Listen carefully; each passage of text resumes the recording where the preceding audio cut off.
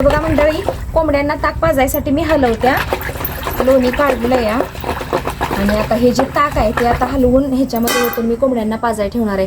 उन्हाळ्यामध्ये ताक हे कोंबड्यांच्या आरोग्यासाठी खूप फायदेशीर आहे. आणि उन्हाळ्यामध्ये कोंबड्यांना खरा ताक आम्ही पाजतोच. आणि तुमच्याकडे जर असतील कोंबड्या तर तुम्ही ह्या अवश्य कोंबड्यांना ताक पाजा. ताक पाजलं का नाही की त्यांच्या शरीरातली उष्णता नियंत्रणात ठेवण्याचं काम ताक करतं.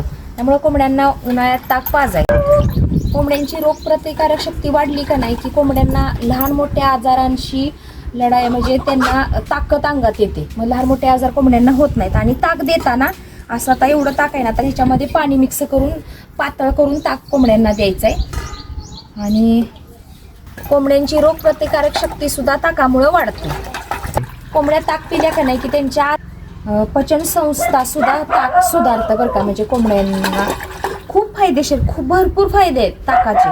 कोंबड्यांना दिलं ना त्या आता मी ठेवणार आहे. पिलं की बघा निवांत गार तर तुझ्या झाडाखाली कशा बसते त्या कोंबड्यांच्या.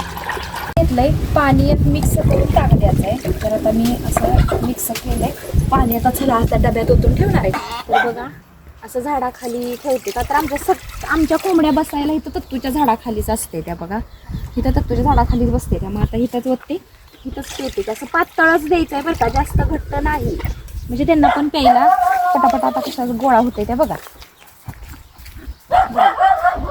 त्यांना पण शरीराला थंडावा आणि पितील्या पोट भरून आणि निवांत झाडाखाली बसते सावलीला.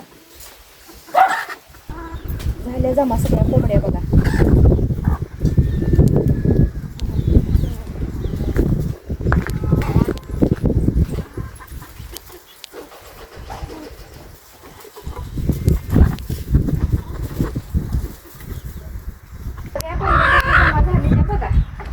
आता ताक पेते त्या पोट भरून.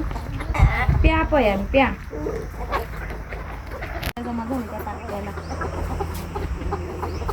आता प्या बायाने बाकीचं काम मी उरकतो.